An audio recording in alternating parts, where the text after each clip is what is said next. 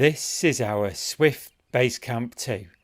It's a 2020 special edition model and we have now owned it for 2 years. During this time we have enjoyed many adventures discovering the diverse and beautiful landscapes of the United Kingdom. In this vlog I reflect on the reality of ownership and the practicality of this unique compact camper. The Basecamp Caravan has proven to appeal to those choosing their very first caravan. Therefore, this vlog has that knowledge at the forefront of mind. So, it's hard to believe that 2 years ago, the wife and I had just started our journey to buy this particular Swift Basecamp caravan. We were in the early stages of negotiations with the seller. And in this vlog, I'm going to reflect on the time that we've had with this caravan, the reality of ownership, and also the reality or how practical are the features that make this caravan what it is. Okay, so I'll start with my reflections of why we bought a Swift Basecamp caravan in the first place. So years gone by, the wife and I have rented a variety of motorhomes and camper vans of different sizes and different models, and we've had some great holidays around the UK in one of them. The reality for us at this stage in our lives is that the cost of them was just beyond what we could justify spending, let alone what we could realistically afford. So we started to look at small caravans. Now, in all honesty, I never thought I would own a caravan in my life. But there we were, looking at small caravans. And as soon as I saw a Basecamp caravan, I just knew that that was the one, certainly for me. And I'm sure my wife felt the same. And it's for all the reasons why everybody loves them. It's their funky and trendy looks, their small, compact but very practical size, and underpinning both of those is that this caravan meets our need. It suits our outdoor lifestyle. So we enjoy walks, we enjoy hiking in the hills. I've been a paraglider pilot for 20 years now, so I'm continuously chasing winds around the country, and it just really did just meet our need as a camper. We weren't ready for a full-on caravan, i.e. with frilly cushions and nice curtains and all those lovely touches. We just weren't ready for that. But this was more of a camper. We see it as a camper, and as soon as we saw it I thought that is what we want. The leisure vehicle industry has a reputation for poor standards of workmanship, and Basecamp caravans are not excluded. Ahead of purchasing the caravan, we were concerned that we may be investing into a problem. However, 2 years in, this has not been the case.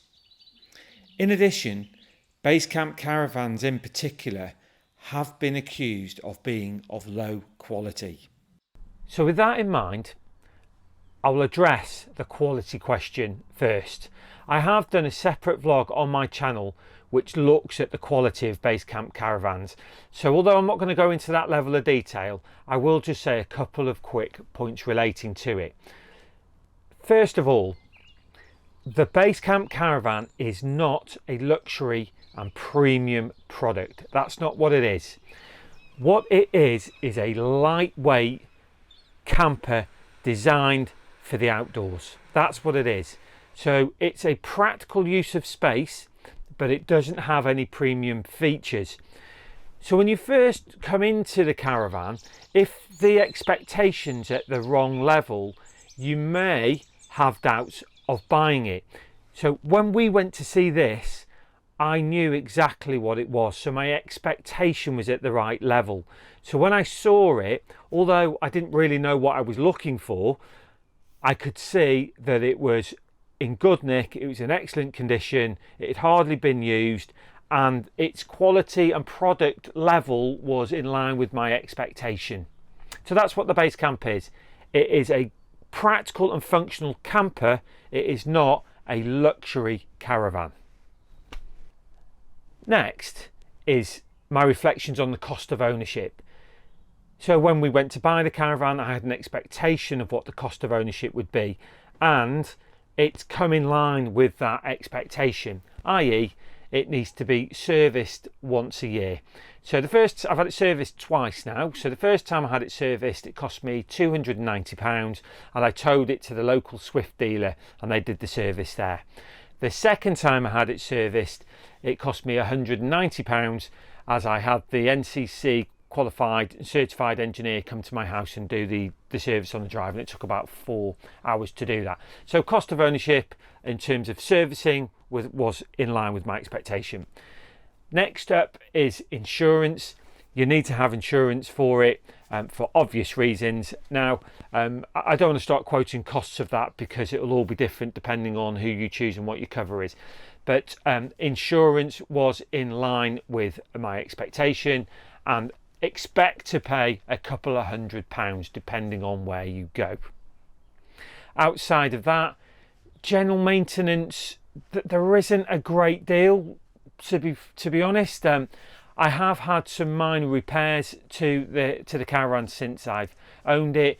One of them was the shower head in the wet room. I managed to pull the bracket off. That was my fault because I was putting the shower curtain behind that bracket when I wasn't using it, and I ended up dislodging it. Now, I could have fixed that myself with a new raw plug and a screw, but I got an engineer to come and do that, with it being water, just in case to protect my warranty.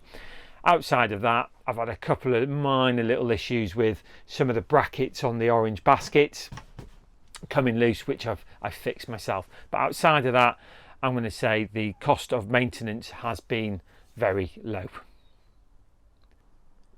Since owning this caravan, I've used it all year round in all weathers, and I can vouch that the Basecamp is a true all-rounder. The extremes that I've been to temperatures as low as -7, and sort of heat wave temperatures up and beyond into the 30s. So anything in between those two extremes, the caravan performs brilliantly. When I was out in that -7, when it got as cold as -7, I found that was on its sort of at limits of its comfort zone for me. Even though I had the heating on and hot water, and I just found that was the limit of my comfort. And then in the heat wave that we were out in, which we've been out in a couple of times, is at night time, because the caravan is so well insulated in terms of its construction. So if you think you've got a GRP outer shell, insulation foam, then our GRP inner shell, it's very well insulated. So that's what works well in the winter. But in the summer, when it's really hot at night time, it was quite stuffy in here. So even with the windows, and it's just those stuffy nights, it was quite stuffy. But in between that, this is an all-rounder, very comfortable all year round. You can't own a caravan without having to tow it. Now, I had never towed anything before buying this Basecamp. Nothing. I had no experience of towing. So we drove 100 miles to go and pick the caravan up, and that was my first towing experience. So looking back now, 2 years on, towing comes second nature to me now. I don't worry about towing it anywhere. I would quite happily tow this caravan anywhere. I don't think there's any situation now that I couldn't deal with on the roads and on the lanes to and from campsite. However, there is a learning curve to go through on that journey. Just by repetition, it becomes natural, and towing a caravan, very easy.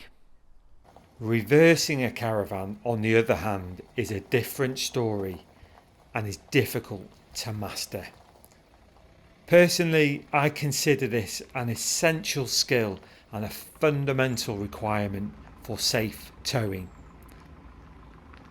I practice on every campsite, but I don't always get it right, and I have jackknifed the Basecamp several times.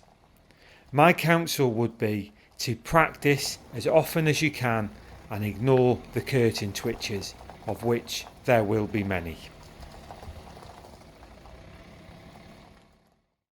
Before I go into the detail of the features of the Basecamp Caravan and how practical they really are, I just want to talk about a motor mover.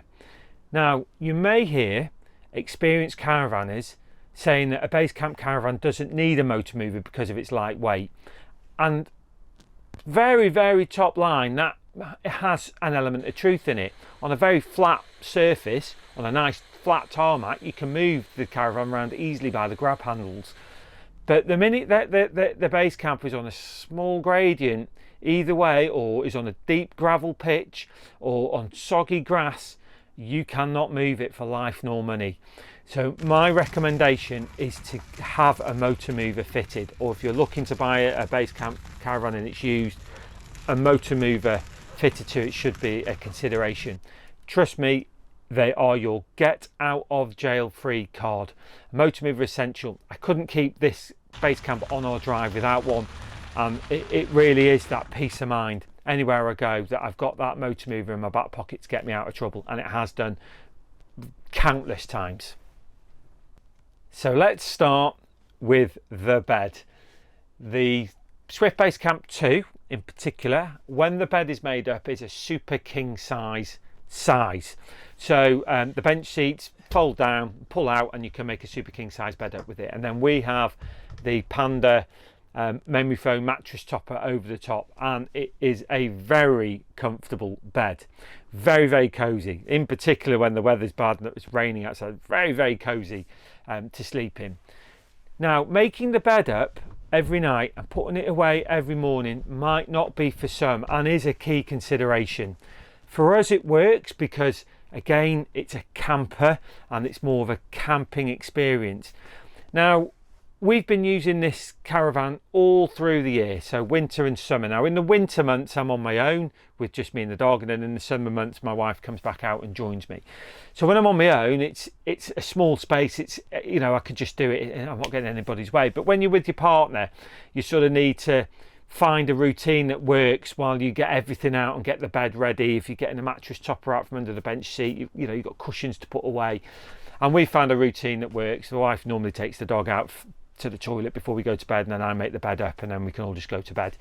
And then the same thing in the morning in reverse, and I just put it away. So for some it's a consideration. It is a bit of a faff. For us it works. Just something to think about, but the bed is extremely comfortable. Let's talk about the onboard wet room. So admittedly, when I first saw the wet room in this caravan, I thought it was more of a gimmick than actually a workable space.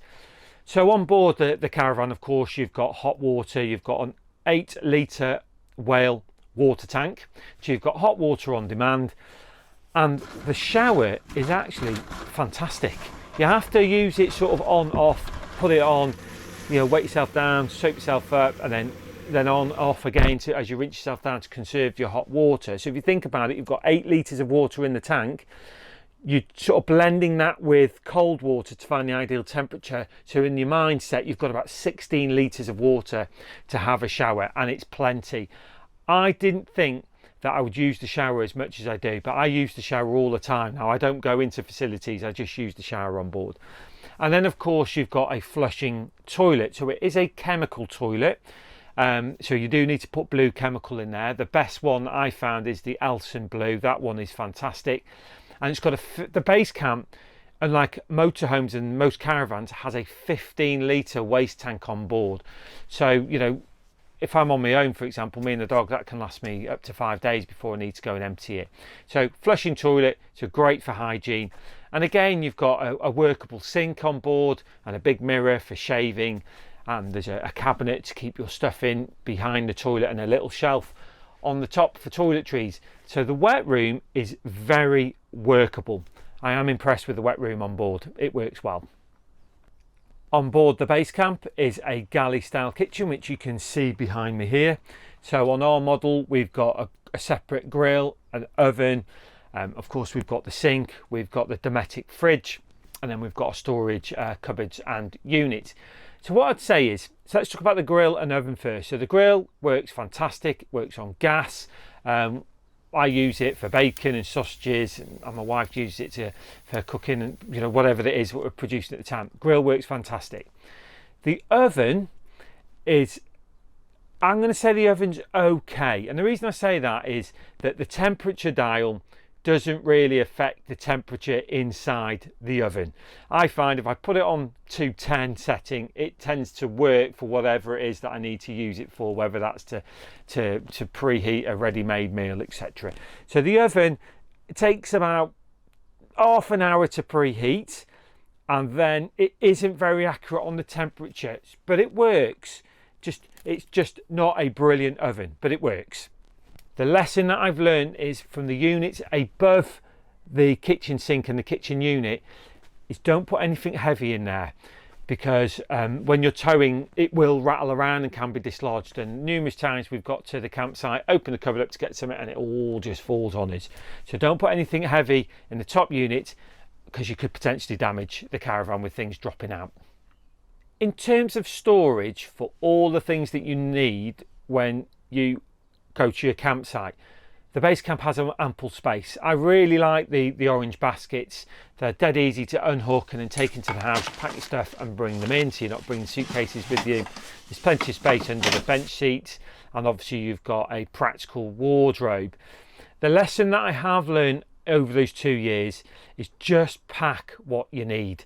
You can end up just taking loads of things that you don't need, and all that's doing is increasing the weight of the caravan that your car needs to tow, and you're just wasting fuel doing that. So now 2 years later, for each individual trip, we just pack what we're going to use on that particular trip. The next feature I really like is the external barbecue point. Now, the consideration for the external barbecue point is this. In pre-2021 models, I think that's right, the barbecue point is at the back of the caravan by the awning, which is great because that's where you're normally sitting, so you're in the social space when you're barbecuing. On later models, the external barbecue point is at the front of the caravan, which from an engineering perspective makes sense because it's a low pressure gas system. It's right next to the gas bottle. The consideration is if you're barbecuing at the front of the caravan and you've got your family with you and they're at the back of the caravan, you could potentially be sort of outside that social sphere, if you like. Just something to consider. In our 2020 model, it's at the back, and that works brilliantly for us. What did surprise me is how easy this caravan is to live in. Initially you think a small space is going to be claustrophobic, but it's not. It's actually a TARDIS. So a couple of reasons for that. One is you've got the infinity window at the front, so you've just got all this light flooding in and a fantastic view. You've got great windows on the side, and then obviously in the kitchen, and there's a window on the back door. I've got the blind up here at the moment, but there's a window on the back door, so you get plenty of light in. But it's actually in its design, there's something very clever about this caravan. So the curve on the front, on the external point of the caravan, which makes it look so funky, is very clever because you're actually sitting in this area. So when you come into the caravan, you come to sit down, you never feel like that you're banging your head on that surface as it curves down. It's very cleverly thought out. So actually the base camp is bigger than it looks, because if you were to take that curve out and just sort of level that off with a 90-degree angle at the front, the caravan would be a lot bigger. So it's bigger than it looks due to that clever design of the curve. And I'm over 6 foot, well over 6 foot tall, and I don't feel claustrophobic in this caravan at all. So let's talk about awnings. One lesson that I've learned since owning this caravan is that I'm going to need more than one awning. And that's because I'm using the caravan all year round. So some awnings are more suitable for winter weather, some are more suitable for summer and spring and summer only. So for the winter months, I'm using a more sturdy, Camper Dometic 200 poled awning because it's very strong and can handle the wind. And then in the summer months, I'm using a combination of the Vango RVA1, which is a fantastic awning. It's a huge space. It weighs 27 kilos. It was the first awning that was designed by Vango especially for the base camp. but its compromises, it's just not great for touring. So we only use that on specific holidays. If we're staying in one place for a long period of time, we'll take that one. The other version of that is we have the Van Gogh RVA2, which weighs 15 kilos, which is again specifically designed for the base camp. It's a huge space, it looks absolutely beautiful on the back of the caravan, but it's not suitable for those windy, stormy, cold months of the UK winter. So I didn't think I'd end up with 3 awnings, but now that I do, I can see why I need all 3 of them. And actually they are vital, particularly if you are using the base camp for the great outdoors like we do, because the reality is you're going to go base camping, or caravanning should I say, you're going to get bad weather, and in a small space the awning's handy just for keeping all your wet stuff in the space outside, so you can keep your living space inside clean and dry. And if you've got a dog, it's ideal for drying the dog off, getting the dog nice and dry and clean in the awning before letting your dog come back into your caravan. To close, despite our initial concerns on entering the leisure vehicle market, our base camp has performed excellently so far. Its size, quirky looks and practical design continues to meet our needs, and we look forward to many more adventures with the base camp in the years to come. I hope you found the contents of this vlog useful, and I look forward to seeing you on the next adventure sometime very soon.